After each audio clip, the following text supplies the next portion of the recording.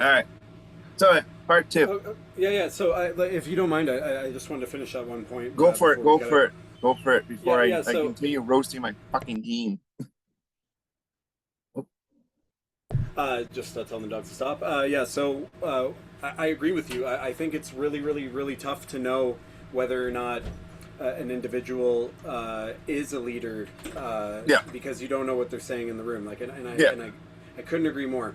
Yeah. I think that a lot of the time, if I'm willing to bet my stake on it, first of all, again, here he's asked for a trade, Yeah. so that in itself proves the point, I Mhm. think.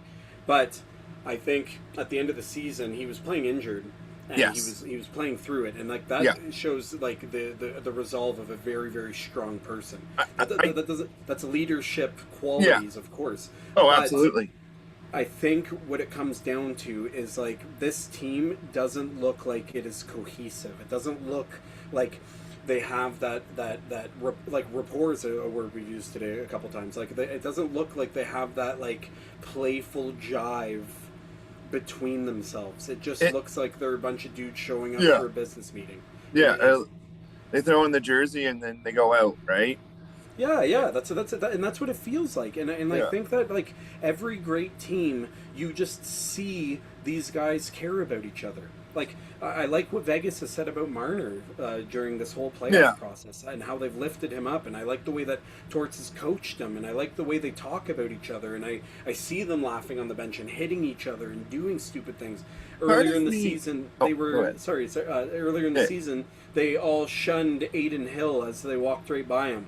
Yeah. Yeah. He was holding out his fist to like bump fists, and they Yeah. all just walked by him, and that's hilarious, man. Like that's Yeah. so funny. Like That's they're the fucking silent with him, man. treatment that you see in the MLB when a guy hits his first home run in the majors and everybody just acts like it's a big Yeah, deal, right? Every yeah. people see that and they're like, I remember that exact moment that you were referencing and reading comments online from people like, oh, there's problems in the Vegas locker room. Oh no, Bruce Cassidy's lost the room, and like No, dude, they're no, they're I don't straight think up they fucking lost with the him. room at all because not from that they lost it.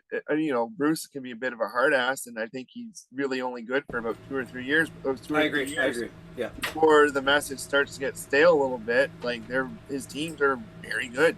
Like Yeah, the record he's doesn't very lie. structurally sound. Oh yeah, He yeah, immediately brings and a structure to the he team. demands Yeah. he demands stuff.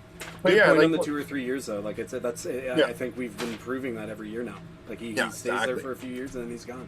Yep, So yeah, that's exactly. Him and Gerard Gallant are that's another one where but he's in you there for a need that couple of rapport. years and then he's gone. But you need that rapport. Like Yeah, you need from the top of the ship right to the bottom. Like it's got to be guys that are buying into the system, and not only that, they care about each other. They yeah. like each other. You know that's important. Like the Mm-hmm. Jays were asked multiple times this year, like why, why did you guys make it? Like what do you think is the reason for you guys being here? And they all said the same shit. We love each other. Like Yeah. we love each other. We show up to each other's kids' birthday parties, and we go out to Mm. dinner with each other. And like Yeah. there's that they care about each other. And Yeah. like and when you care about the guy that you're playing with, you're going to show up for him Yeah. when he's fucking up, and vice versa. Like Yeah. it's just going to be Absolutely. like that, right? Absolutely. And Like like I'm it not does saying not look like like the yeah. Sorry. sorry, I was just saying I don't think like they hate each other in the Red Wings locker room, No, but no, I no, just no. think teams that are as tight knit as like a Vegas or I mean you see it Carolina. with Carolina and all that, Yeah. like the teams that are successful that like they like each other off the field and outside of the dressing room, they wouldn't have a March collapse 3 years in a row. They went No, no, like definitely Red not. Wings fans like they legit have PTSD when they have to take their calendars and flip it from February 28th or 29th to March 1st. They can't like even your dog's upset about it because like you can't every time March comes around and like I don't try to be a eternal pessimist. I try to be more optimistic than anything. But even I'm getting tired of defending it. Like, oh, maybe this year's different. And you could even see when Todd McClellan was being asked about it throughout the losing streaks in March and stuff like that. And he kept basically saying, that's last year's problem. That's 2 years ago problem. This is a different team. We have to write our own story. And they wrote their own story. It's just unfortunately it was the same one that they've I written yeah the last couple of yeah, years.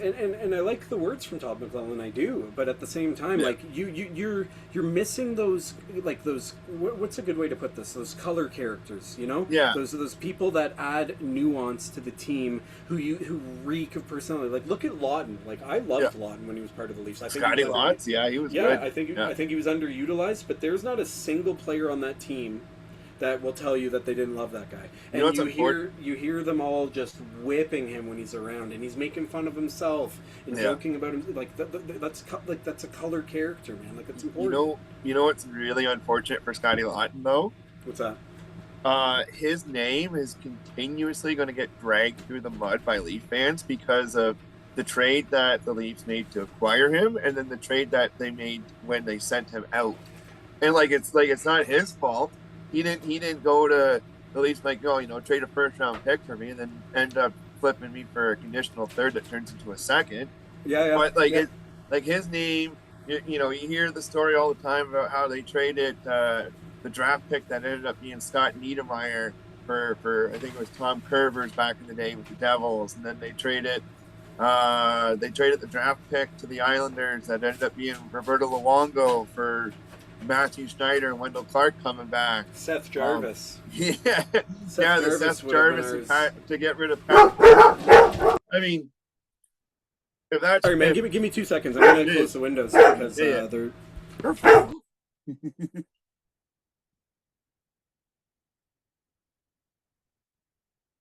Yes, he just closing the windows. Closing the windows.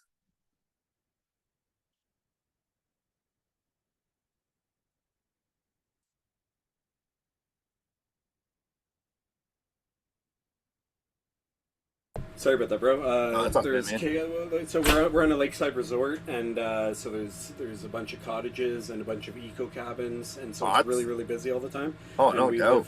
we live with on property with our in laws, like my brother and sister in law and their child. Oh, Um, okay, okay. so it's like it's always something on the go, and the dogs can see out the window down the way. So Yeah. any person that's coming out from their cabins, the dogs start to bark at. Oh, Or that's if all. these guys come over. Anyways, I Oh, put that that's all aside. good, man. Oh, good. Shit Um, happens.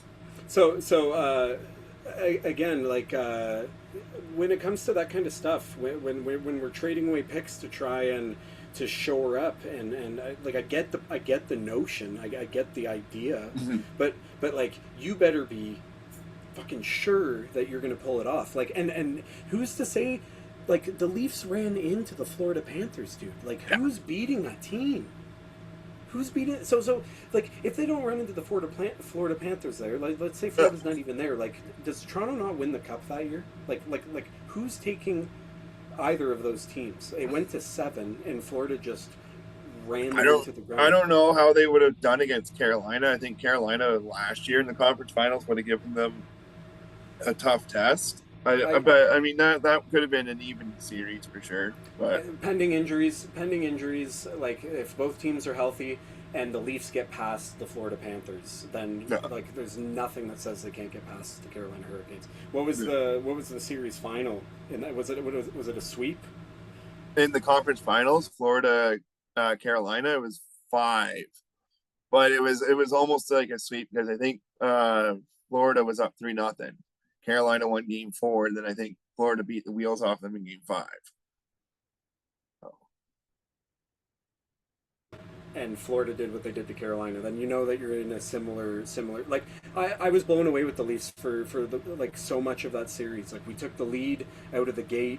Like we had them on the ropes up until that Stolar's yeah, injury because yeah, Bennett is like a serial murderer. he's Uh, this like bastard when it comes dude, to that. he is like I wouldn't be surprised if like he is a bug collector. But anyways, it's like just hundreds of bugs pinned to Just a yeah, he's scrapbook got with literally like mason jars full of beetles and stuff. yeah, dude. Like you walk into his house, it's just all bugs, like dead this is bugs this is everywhere. an amphibian.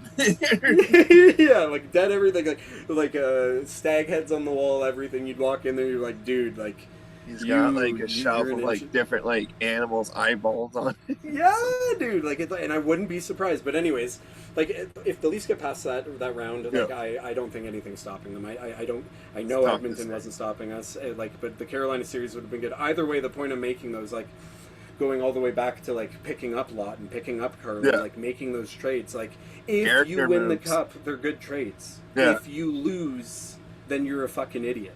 Well, Like that. exactly right. It's the hard part of it all, right? Exactly. Nobody would be. Brad Trelevin would probably still have a job if they win that game 7 against Florida, Oh and yeah. people probably wouldn't hate Brandon Carlo as much. But Oh, of course. That's it, man. And so, like, on that point, like Carlo, towards the end of the season, he was starting to look up. He was shooting more. He was looking confident. Like he was starting to jive with the system. It doesn't matter anymore because we're going to have a new coach and a new system. But maybe he was starting to fit in a little bit more because he looked so out of place on this team, dude. It yeah, just like it felt so uncomfortable watching him on the ice. yeah, it was just kind of a weird year for the Leafs. I don't think they were as bad as they showed at times, even before like the wheels really started to fall off and they knew they weren't going to make the playoffs.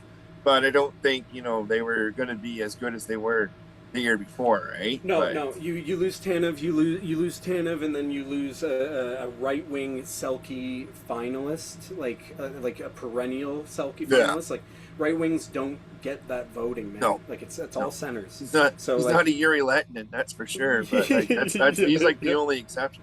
Back in the yeah. day, it's funny you mentioned that. I remember reading a while ago. I can't remember who it was or what I was doing or what prompted me to look at it. But even just going back and like looking at the history of the Selkie Trophy, and even like it was really weird. Like back like the '80s and early '90s, Wieners used to wear that. Wieners, sorry, used to win that trophy quite often. It was weird. Like guys like Craig Ramsey, Bob Gainey, obviously. Um, can't remember, but then like Yuri Lettinen came along in the '90s and won it for Dallas a few times, and it's been centers ever since. Yeah, that's Don't it, man. even. I wonder if they started taking faceoffs into consideration, Oh, like definitely. as a defensive stat, and then like maybe that was at that point because it's pretty much just centers now. I think Suzuki just won it, right? Yeah, he won it. He won it today. Yeah, Yeah, he was named the award winner today for the Selkie. But yeah. yeah, they taken the face off, but they don't.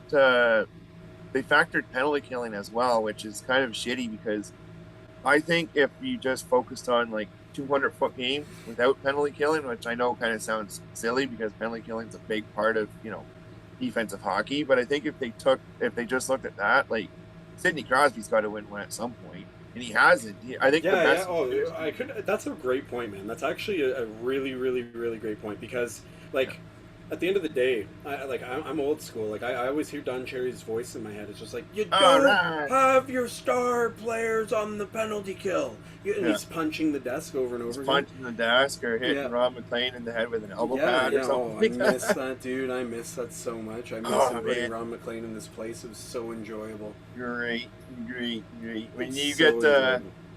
when I get some downtime, every once in a while, I YouTube Rock'em Sock'em, and I just watch the old Rock'em Sock'ems. Yeah, dude. Same. Man, that one from I think it's Rock'em Sock'em 5 or whatever, where he's rapping, and Who? the Don Cherry? yeah, Don Cherry. You don't Oh remember my that one? gosh, Oh no. yeah, he's in like a pimp coat. He's got like a big hat on, Oh and my he's gosh, like, Don. I can't remember. You He's like, gotta, I this gotta dash watch it. I hockey gotta watch player's got no blunders. But he shoots and scores. It's Stevie Wonder, and it's like a clip of Steve it. Eiserman. And then it's like, I don't know, no, so But nobody yeah, can do man, it. like I Give miss me that some guy so more much. Bobby Orr. But I do agree with him saying that back in that he always said that like you don't put your star No, players on the penalty kill. no, You you want them don't. fresh, man. You want them ready to go. You You want them want them. fresh. You want them not blocking shots and all that. But I mean, we're kind of dating ourselves there. We're referencing Don Cherry from like 1997 or whatever. But nowadays, like it seems like every team does that now. Your number one guy is your shutdown center too. It seems like it's like you would never have a Nick Suzuki win the Selkie Trophy back in the day because that wasn't his job. His job was to go be the number one center. Or if Nick Yep, Suzuki yep, was winning the yep. Selkie Trophy, he was putting up maybe 50 points, not the 103 that he put up this year or whatever it was, Yep. right? So it's just Well, it's a I different get game, it. I do get it. different I game, do get it. different game. You want to see an absolute trip? Watch like YouTube games from like the like even like early 90s. There's no ads on the boards. There's nothing. There's white boards. Yeah. It's weird when we even like I remember watching stuff from like the mid '90s when we got the news about Claude Lemieux last week. I was like, I got to go and watch him terrorize the Red Wings in those playoff runs, even though we lost. And even back then, like watching like the games like the '95 finals when the Devils swept the Red Wings, like it's just the game's so slow back then, but it's different. There was no room, but it was a different game for sure. But it was awesome. I loved You it. were allowed to pin a guy to a board and hold him there. You just pin them up for like a couple of seconds, give them a little twerk, and then off Literally, you yeah. Just go. and then you had the Wayne Gretzky slip in there and pop the puck forward. What's the guy on the broadcast always say? Squirt the puck forward. And Oh yeah, yeah, yeah. yeah, why I don't like the squirt thing. It's a weird thing to say about a puck. Weird, weird. But But yeah, man. I think like ultimately like when it comes down to segueing all the way back, it comes down to the Leafs and the Red Wings. Like you're missing that flair. You're missing that like that spark, that character. Like I think Marner leaving showed you how much he really, really was part of that spark, that flair. It doesn't like losing Tanev, who is in the 100th percentile for defensive statistics, meaning he's one of, if not the best shutdown D in the league. Like you got Slavin, I know that, but still, like, but like when you lose that, then you're not going to have the same result, and it showed this year. I traded William Nylander after Game 13. I drafted him second after Quinn Hughes this year. yeah, And then I traded Nylander for Sider and Boldy. I feel like I did a good job there. But anyways, I think that these guys need someone to come in. Who knows what you get for Larkin? Who knows who's going to step up in Larkin's place? It's probably going to be Sider who gets to see. Like off the top of your head, if Larkin, so because I mean, and I was telling people this online yesterday, just because Larkin put in a trade request doesn't necessarily mean he's going to get traded. Sometimes they can work things out. Sometimes I mean, this is just going off the top of my head here without ever being in the locker room. But from what I've heard, sometimes players will kind of put in a trade request with an asterisk beside it. It's like, if you don't do kind of like what the rumor is with like what the Leafs are trying to do with Matthews right now, where Larkin, I could see Larkin going to Steve Yzerman and be like, if you don't do such and such, like either trade for a top six wiener, which is something they need it, add another defenseman or something like that, which is something every team needs. If you don't do something to do this, it's a then PR I'll nightmare. go. It's a Yeah. PR nightmare. Oh, It means your agent leaked it or someone leaked it. Like the like I doubt the Wings did, but someone leaked this, and it's a PR nightmare. someone leaked it, and the fact that within we were talking yesterday, we were texting each other yesterday when the news broke, but within like half an hour of that news breaking, I saw it was reported from Elliot Friedman, it was reported from Darren Drager, Emily Kaplan had so like the fact that like those people are, it's one thing if you get like the odd, like if say it was just Drager that sent it out. Okay, maybe there's some steam to it, but then like you see Emily Kaplan mentioned It's it, real. Spit It's a and real Chicklets, thing. like that shit, that's real. There, Yeah, Dylan that's real. Larkin has requested a trade out of Detroit.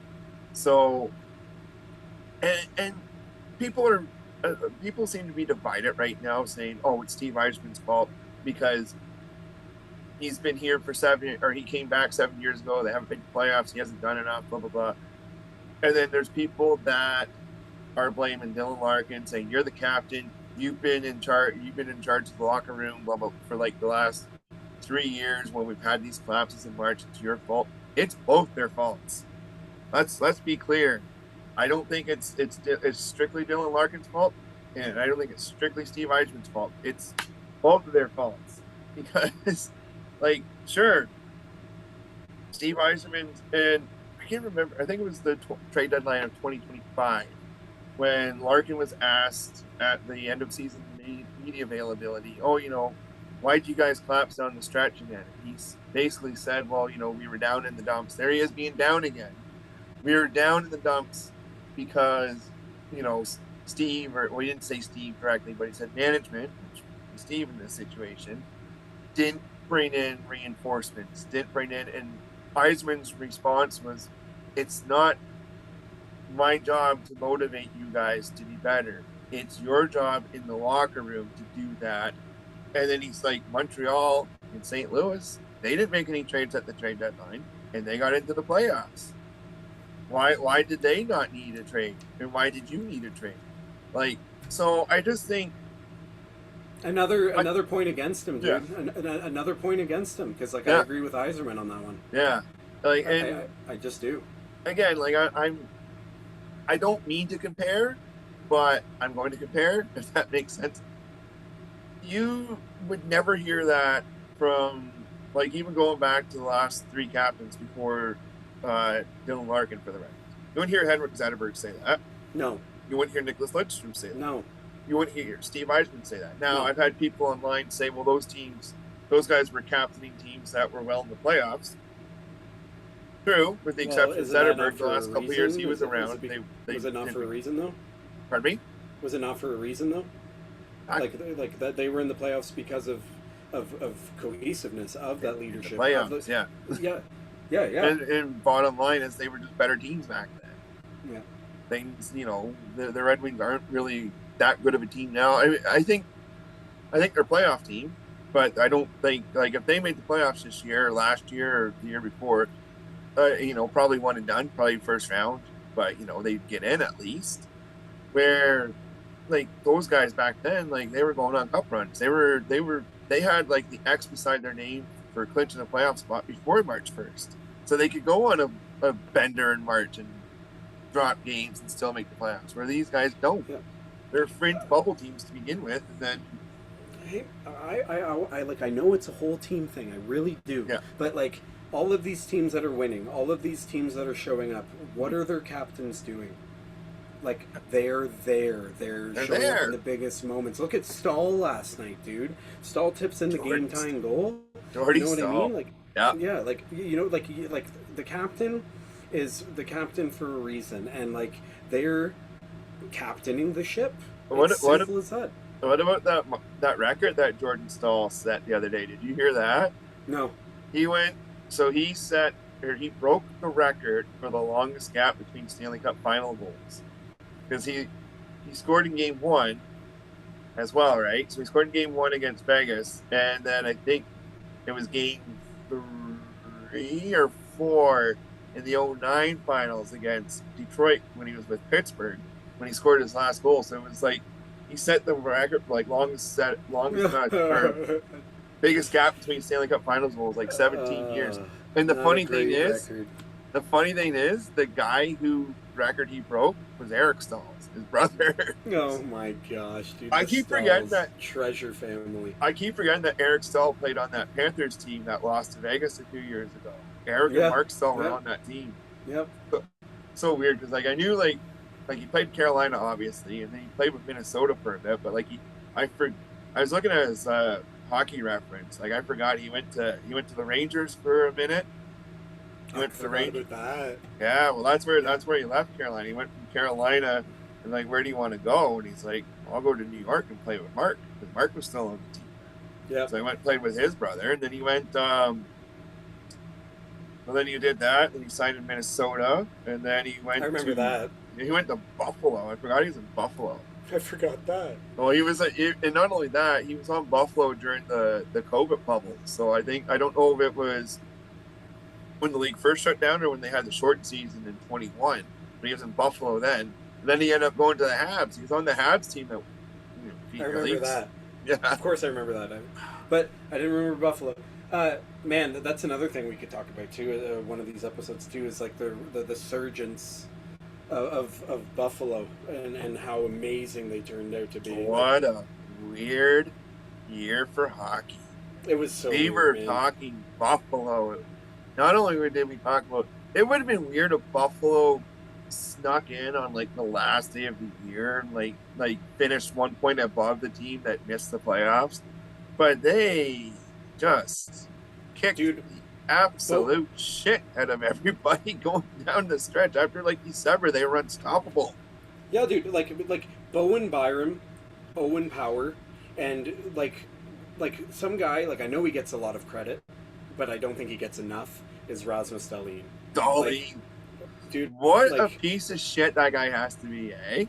oh my How god, does dude. he get under the fact that he is the guy that Matthews cross-checked in the face to get suspended?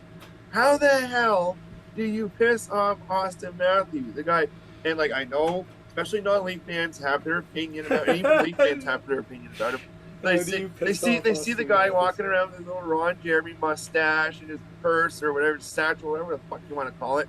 Yeah, And yeah, then it's a purse. he goes out there. He's like the most neutral guy. He seems like he would be chilled, like a great guy to chill with and just shoot the shit with. Yeah, man. Like I have no problem with that. Justin I'm sure Bieber's he'd be a best ball to friend. hang out with. But then just to see him cross check Ross and Sully, what a piece of shit that guy's got to be. And like this year I especially, love to know what he said. I want to know what he says It too. happens to him all the time, though. Remember, and I know this is a guy that's been a thorn in your side for 15 years or so. But remember this year when Florida and Buffalo were playing and Brad Marchand takes his helmet and rips the straps off? Yeah. Dude. Oh man, I thought we could probably do a whole series on Brad Marchand.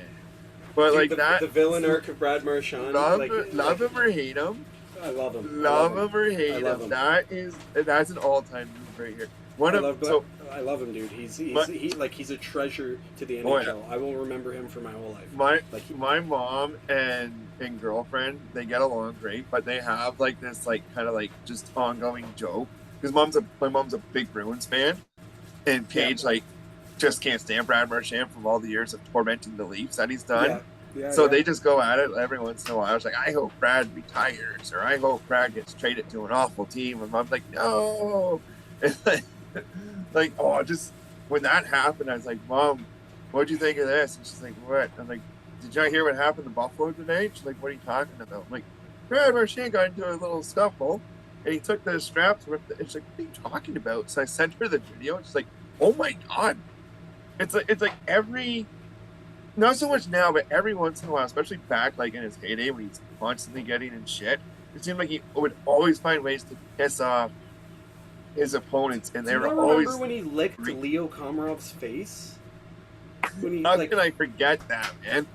Like, and then he did it again another time. Ryan Callahan. Yeah, so he did it again, and then the league had to step in and be like, no more licking people's faces. Callie was like, how is that not sexual harassment? Yeah. Which is true. It's so true to say. I mean, like go up to, I don't know how many females you work with, but next time you're working, go up to a female and lick her face.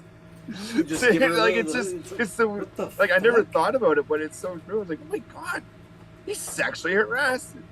Yeah, technically a coworker, because even though you play for different leagues or different teams, you're all employed by the National Hockey League, you're working right? for the same business, man. You're working for the same business. It's just like it's you're the just NHL. A dude in a suit, another dude in a suit at Bay Street in the face. Yeah. It's just one big corporation with 32 different divisions, basically. Yeah. And there's one guy from corporate that's over there doing something for. I think it's just no, dude. It's but like again, Brad Marchand was like. There's another guy. We go all the way back to character guys. Like, there's a reason. All these teams find success with a guy like that on their team. Not only are they starting shit. I don't know if you remember, but there was when he was captain of the Bruins, there was like a media storm, and there was a lot of controversy happening in Buffalo, and he made the most, I can't remember what the tweet was, but it gained so much traction. Like it went on like to a wildfire. Oh yeah. And in that moment, he was taking the spotlight off of one of his other players, one of his teammates. There was something with him, and there was rumors, not to cut you off, but I think there was a rumor that him and Pasternak didn't get along. Okay. Or something like that, and he basically went up. He he sent out a tweet, but I remember there was also he had a media availability, and he's like, somebody's going out there saying all this stuff about our team, and it's bullshit. He basically said it was bullshit. He didn't use that vernacular exactly, but he's like, guys just really need to stay focused on the team and how we play, and not worry about what's going on in the locker room, because you don't know what's going on in the locker room. No, We get along great, yeah, right? So yeah. it's just like, you love him or hate him, like he does definitely do some good for the game for sure, and he's really cleaned up his act the last few years. Like he's not doing the greasy shit that he once did. But oh man, some of the stuff that he did back in the day is just hilarious. Oh man, there are compilations online that would make you puke. Oh yeah, yeah. It's like it's probably in the same league as watching a Scott Stevens highlight reel. Scott Stevens would be in jail if he played in the NHL today. Yeah, dude. Like he would get the Todd Bertuzzi treatment. He would have a criminal record. I've had people go on say that Stevens was a goon and all that. I said no. I'm going to correct you. Scott Stevens, under today's rules, would be a criminal. But back in the 80s and 90s, those hits were perfectly clean. And man, I watched a video. What's that? I said I watched a video like literally 2 days ago, top 10 of his hits, and 8 of them were lengthy. 8 of them were shots to the chin or something like that. 8 of them would get him a criminal record. Korea, like killed them though. Like those were literal murder attempts. I think his best hit, and maybe not his best, but the most like violent that didn't really rattle anybody, is not the Lindros hit, but the Kozlov hit, 95. Yeah, dude, that was on it. That was 100% on that top 10. Poor Kozlov. Oh, and like 7 of these guys got. They didn't even know where they were when they got. He got hit. His helmet was like this. His helmet literally. Kozlov gets up from the ice. He doesn't know which way is up to begin with. Yeah. And like I taste blue. I taste blue. Like, what do you mean you taste blue, dude? Oh yeah, like he was hearing red and all this. All the senses got scattered. The brain turned 180 around in his head. Vyacheslav, how old are you? Russia. Like that's what it would be. Yeah, dude. Like back in the day, like we had no idea about the severity of head trauma CTE, or that. Yeah. So that's why those rules weren't in place back then, right? Yeah. It really wasn't until Matt Cook came along and did his thing for Mark Savard that kind of sparked the debate on headshots and all that. But like back, no, it was Will Smith, dude. It was Will Smith. Fresh Prince. Yeah, it was the Fresh Prince. He did that movie about concussions. What was it? That football movie? Oh, the football movie. Yeah. It was about concussions. Yeah, no, it's literally called Concussion. Yeah. Yeah. So no, I thought you were talking about a player that you just got the name mixed up. No, Will Smith, the Fresh Prince, dude. Like, I feel like it really, like, sports in general changed. You started seeing people in the NFL wearing giant helmets. You know what else is? You know what else is a big cause for concussions? Slapping Chris Rock at the Oscars. Yeah, dude. Like, you can't just make a movie about concussions and then give Chris Rock a concussion. The only thing that would have made that better is if that was the night he got nominated for an Oscar for concussion. Can you imagine that? Can you imagine that? Will Smith wins Oscar for concussion while giving Chris Rock concussion. Will Smith just slapped. Do you remember where you were? Do you remember where you were when that happened? Not to take it off hockey for a sec, but do you remember where you were when that happened? No. I just saw it on Twitter. I was over at my buddy's smoking a sesh, and I'm there, and I'm like, I put the unit down for a second. I'm like, holy shit, something happened at the Oscars. And my buddy's like, well, what do you mean? I'm like, I don't know. It says something about Will Smith doing something to Chris Rock at the Oscars. And he's like, what? So I go on my phone and I go on YouTube, and it's right there. I'm watching it. It's literally like we're watching it. We're on my phone together. And we're like, oh my god, like that. It was a good slap, dude. Oh, And it's the so funniest insane. part about it was he was laughing at the joke until he looked over at his wife and she was pissed off, and I then he got up and know. slapped him. It's like, oh man, Well, the whole, that's you not know, good for your the career, I whole don't thing think. about her hooking up with their kid's friend August, right? I can't remember his last name. Yeah, yeah, yep. She probably She did an so interview I about can't remember. I may have been somebody online, or maybe somebody made a video or something like that. But it showed them. It showed, and it showed the clip where he made the GI Jane joke, and then it showed Will Smith laughing, and then you just like see her lean in. Somebody like made like an AI video or something, and she leaned in. And it's like August. So then he just goes up and fucking slaps the shit. No. Oh, dude. And like I know, like I'm not gonna poke fun at Will Smith for having his heart broken over his wife being a little skank and all that, but like oh my god, Yeah, this dude. is back August. Yeah, dude. Oh But man. um, Oh man, okay, so I that see we slap have. is like what the Red Wings did to their fans this past year. We'll see, man. Brutal. I think this Larkin trade is good for them. I like. Let's see what happens. I think it'll be good though. It says we have a minute left. Yeah. So So quick rapid fire before we go. Name me one spot that you want or you think Larkin would go to. Where do you think makes the most sense? Not for a Red Wings perspective, not for a Red Wings fan. Just where do you think? What team do you think could use him the most? honestly, man, like that's why I've been racking my brain about it, and I just don't know what they do because like I you don't need a either, center, but don't you? You need a center, don't you? Or yeah. do you upgrade your defense? Do you trade to Anaheim and grab like a He Zellweger and needs so a much. Minty? If he's going to Anaheim, I want Mason McTavish. Yeah, you could do like Give us Mason. you could do a Mason McTavish and like a Zellweger, maybe a pick on their end, or a Mintikov and a pick on the other end. But like, who knows, man? Because Larkin is a great player. Like he should demand a big fetch in return. But like, it was a bad year to request a trade. Like he wasn't hot in the Olympics. No. He was not hot in the